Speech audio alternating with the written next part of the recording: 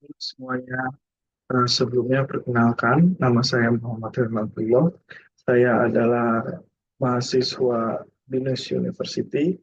Dalam presentasi kali ini, saya akan menjelaskan proyek yang telah saya lakukan dalam mata kuliah karakter bullying agama ini.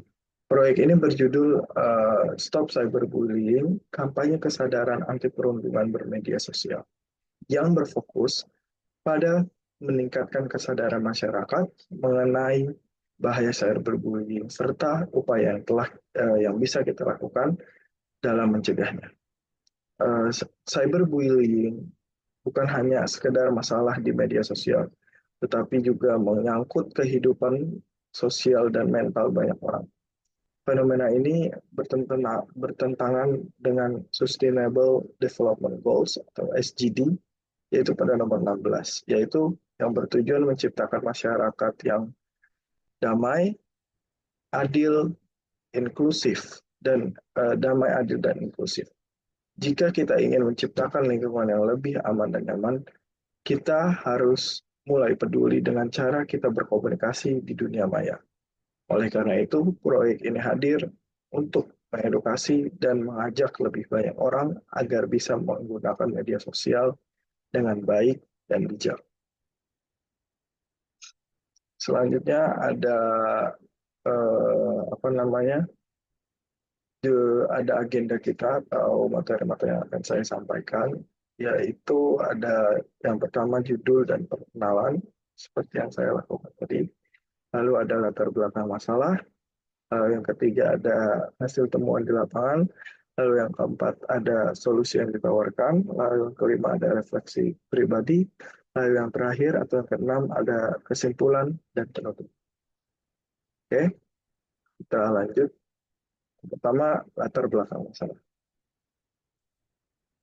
Eh, yang pertama, di sini ada 4 yang menjadi latar belakang masalah. Ya, ada 4 poin. Yang pertama meningkatnya penggunaan media sosial tanpa batasan etika dan moral. Di era digital ini, media sosial telah menjadi bagian yang tak terpisahkan dari kehidupan kita. Dengan kemudahan akses internet, siapa saja dapat mengekspresikan opini dan berkomunikasi secara instan. Namun, kebebasan ini juga menghadirkan berbagai macam tantangan, salah satunya adalah cyberbullying. Lalu poin yang kedua, ada fenomena cyberbullying semakin marak dan sulit dikendalikan. Cyberbullying sering terjadi di dunia maya, di mana individu atau suatu kelompok menyalahgunakan kebebasan berbicara mereka untuk menyebarkan berbagai macam hal-hal negatif, gitu ya, seperti ujaran kebencian, hoaks, pelecehan, dan bahkan sampai ancaman. Nah, fenomena ini tidak hanya menargetkan remaja saja, tapi juga eh, public figure profesional, hingga masyarakat umum. Lalu poin yang ketiga, cyberbullying berdampak pada kesehatan mental dan kehidupan sosial korban, yaitu dampaknya sangat serius, seperti kecemasan, depresi, bahkan dorongan untuk mengakhiri hidup. Faktor anonimitas atau anonim gitu ya, di internet uh, juga sering sekali membuat pelaku merasa aman tanpa konsekuensi. Sementara korban yang terisolasi dan tidak memiliki perlindungan. Menurut survei UNICEF yang melibatkan 2.777 anak muda di Indonesia, ada 45% dari mereka yang pernah mengalami perundungan dalam bentuk daring ini. Dan dengan bentuk paling umum berupa pelecehan melalui aplikasi chatting sebanyak 45%, penyebaran foto atau video pribadi tanpa izin sebanyak 41%, dan masalah pelecehan lainnya sebanyak 14%. Hal ini menunjukkan bahwa cyberbullying merupakan masalah yang nyata dan mendesak untuk diatasi. Poin yang keempat, yaitu jelas sekali ini bertentangan dengan SDG nomor 16, masyarakat yang damai, adil, dan inklusif. Fenomena ini bertentangan dengan tujuan Sustainable Development Goal ya atau SDG nomor 16, yaitu yang bertujuan menciptakan masyarakat yang damai, adil, dan inklusif. Oleh karena itu, diperlukan kampanye yang berfokus pada edukasi dan kesadaran kolektif mengenai dampak cyberbullying serta langkah-langkah untuk mencegahnya.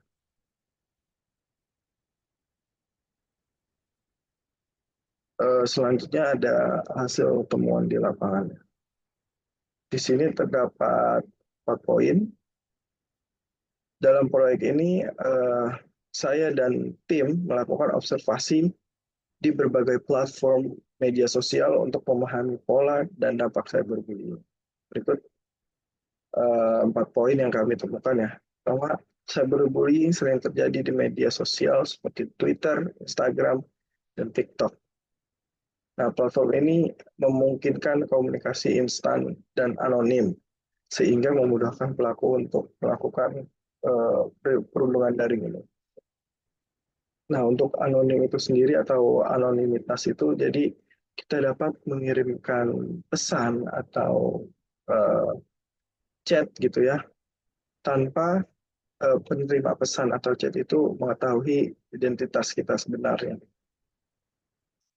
Lalu poin yang kedua adalah bentuk umum cyberbullying meliputi pelecehan verbal, penyebaran informasi pribadi atau doxing, trolling, dan pencemaran nama baik.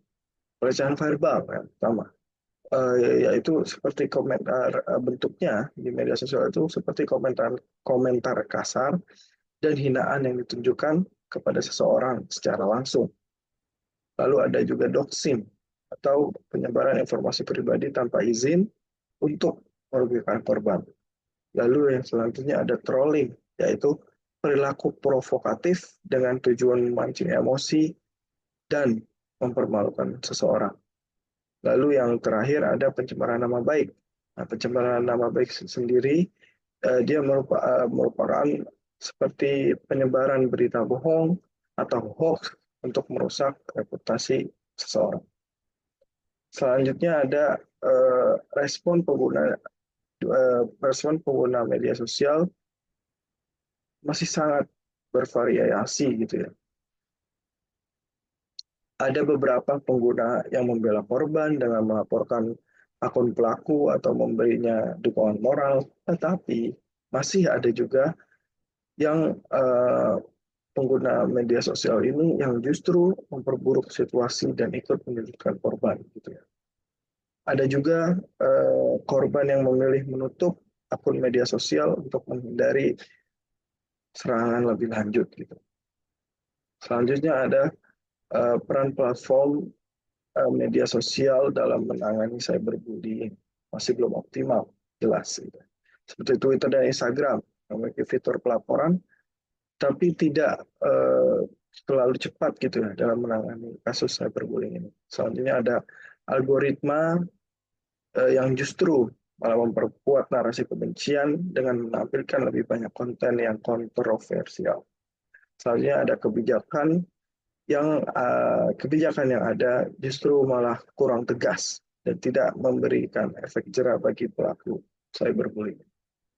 Nah, dari temuan-temuan ini menunjukkan bahwa cyberbullying adalah masalah yang serius yang membutuhkan perhatian lebih lanjut. Oleh karena itu, kampanye kesadaran menjadi langkah awal yang penting dalam mencegah dan mengurangi dampak buruk perundungan di dunia maya. Selanjutnya ada solusi yang ditawarkan. Kami memberikan 4 poin. Berdasarkan hasil temuan di lapangan, ada beberapa solusi yang dapat diterapkan untuk mengatasi masalah cyberbullying. Yang pertama, jelas, edukasi dan kampanye kesadaran melalui media sosial. Salah satu cara paling efektif untuk mengurangi cyberbullying ini adalah dengan memberikan edukasi kepada masyarakat tentang bagaimana sih bahayanya perundungan secara daring ini. Kampanye ini tuh dapat berupa konten edukatif di platform populer seperti Instagram, TikTok, Twitter, atau bahkan YouTube gitu ya. Dengan cara ini kita berharap gitu ya, informasi dapat tersebar dengan lebih cepat dan lebih luas jangkauannya ke banyak orang, terutama pada generasi muda yang paling aktif di media sosial. Lalu yang kedua ada mendorong platform media sosial untuk meningkatkan regulasi dan sistem moderasi. Jadi banyak kasus cyberbullying itu terjadi karena kurang jelasnya sistem moderasi gitu ya yang ketat. Oleh karena itu, platform seperti Twitter dan Instagram sangat perlu gitu ya memperbaiki kebijakan mereka dalam menangani hasil laporan perundungan ini. Fiturnya kayak mungkin menyediakan fitur seperti penyaringan komentar otomatis, pelaporan cepat, dan batas konten berbahaya yang harus diperkuat agar pengguna lebih merasa nyaman. Lalu yang ketiga ada membangun komunitas pendukung bagi korban cyberbullying. Nah, korban cyberbullying itu sering merasa sendirian gitu ketika mereka mendapat perilaku itu dan tidak tahu harus berbicara kepada siapa. Namun, misal dengan adanya komunitas yang menyediakan dukungan moral dan psikologis, korban dapat merasa seperti lebih diterima dan mendapat bantuan yang mereka butuhkan. Gitu. Komunitas ini bisa berbentuk seperti forum online atau support group di media sosial, di WhatsApp gitu misalnya, atau layanan konseling yang dapat diakses dengan mudah. Selanjutnya ada eh, meningkatkan keterlibatan pemerintah dalam kebijakan anti cyberbullying, yaitu membuat regulasi yang lebih tegas dari pemerintah dapat membantu mengurangi angka cyberbullying. Jadi ketika pemerintah mempunyai regulasi yang lebih tegas, dia bisa secara langsung kita yang membantu mengurangi angka cyberbullying ini. Pemerintah dapat memperketat seperti misalnya UU ITE-nya untuk memberikan efek jera bagi pelaku cyberbullying ini, terus mengadakan program edukasi di sekolah-sekolah agar anak-anak dan remaja lebih memahami etika dan dalam menggunakan internet. Nah, dengan menerapkan solusi-solusi yang empat tadi, kita berharap gitu ya dapat tercipta lingkungan digital yang lebih aman, lebih lebih mendukung bagi semua pengguna di media sosial. Langkah-langkah ini tidak hanya membantu mencegah cyberbullying, tapi juga menciptakan kesadaran bahwa setiap orang memiliki tanggung jawab dalam menjaga dunia digital agar tetap sehat dan positif. Selanjutnya ada refleksi pribadi gitu ya. Ada 3 poin. Yang pertama, apa yang saya pelajari dari proyek ini, dampak proyek ini bagi saya secara pribadi gitu ya. Dan yang terakhir adalah bagaimana saya bisa menerapkan pembelajaran ini di dalam kehidupan saya sehari-hari. Nah, dari proyek ini saya pertama belajar banyak hal gitu, banyak sekali hal, terutama soal bagaimana media sosial bisa jadi tempat yang positif kalau misalnya kita gunakan dengan baik, tapi di sisi lain juga ternyata bisa sangat merugikan jika disalahgunakan gitu. Bahkan uh, banyak korban gitu ya ternyata. Awalnya saya kira cyberbullying ini cuma sebatas komentar kasar atau ejekan biasa gitu. Tapi ternyata dampaknya tuh lebih besar dari yang saya bayangkan. Banyak orang yang jadi korban mengalami tekanan mental yang serius gitu. Bahkan sampai kehilangan rasa percaya diri uh, dari komentar negatif-negatif itu gitu. Saya juga sadar bahwa kita semua punya peran dalam mengurangi cyberbullying.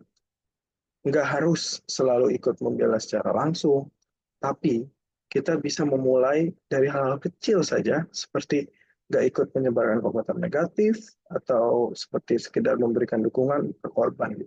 Tindakan sederhana yang kayak gini nih, yang mungkin bisa berdampak besar bagi para korban. Dan dari pengalaman ini, saya juga lebih berhati-hatilah gitu dalam menggunakan media sosial. Saya ingin terus menyebarkan energi positif dan mengajak teman-teman untuk lebih peduli gitu ya dalam kasus cyberbullying seperti ini. Jadi kita bisa mengurangi kalau misalnya kita sama-sama peduli gitu ya, lingkungan digital ini bisa jadi lebih sehat dan membuat semua orang. Lalu yang terakhir ada kesimpulan dan penutup. Eh, yang pertama yaitu di sini akan ada 3 poin ya, ringkasan proyek dan temuan utama, lalu ada harapan terhadap dampak proyek ini di masa depan, dan juga ajakan untuk bertindak dalam menciptakan dunia digital yang lebih nyaman. Jadi di proyek ini ya, saya melihat bahwa cyberbullying itu bukan masalah kecil yang bisa kita abaikan gitu ya. Banyak orang yang jadi korban dan merasa tertekan karena komentar negatif atau serangan di media sosial ini. Dengan adanya saya harap ya dengan adanya kampanye ini saya berharap semakin banyaklah orang yang sadar akan pentingnya menggunakan media sosial yang diperlakukan dengan bijak gitu. Jadi kita semua punya peran dalam menjaga lingkungan digital yang harus yang tetap positif gitu ya. Entah itu dengan menyebarkan ujaran, entah itu dengan tentunya menyebarkan ujaran yang positif, tidak menyebarkan ujaran kebencian, lalu mendukung korban atau melaporkan akun lah yang melakukan perundungan gitu. Kalau misalnya kita bisa saling mendukung seperti ini, maka media sosial itu bisa menjadi tempat yang lebih aman dan nyaman untuk semua orang. Jadi, yuk mulai dari diri sendiri, gunakan media sosial dengan lebih baik dan sebarkan energi positif sebanyak-banyaknya. Oke, uh, mungkin itu ya dari saya. Terima kasih telah mendengarkan presentasi saya. Semoga bermanfaat. Kurang lebihnya mohon maaf.